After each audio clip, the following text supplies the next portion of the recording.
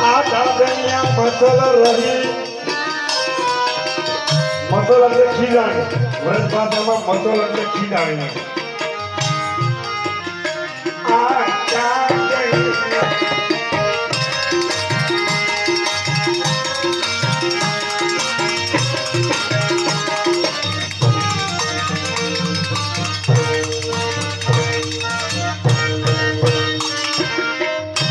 આ કીર્તનની અંદર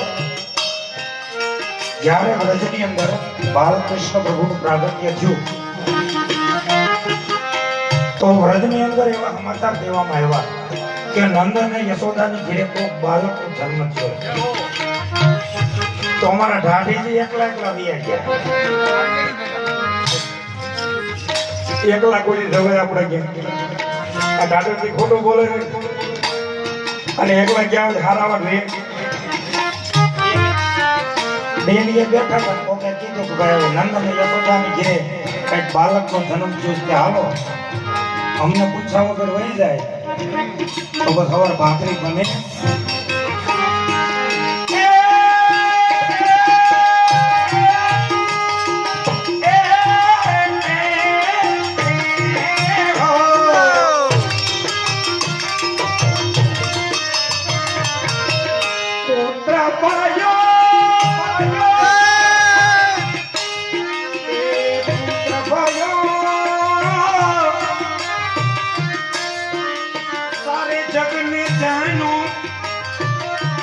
તેને મોસો ક્યો ના કહી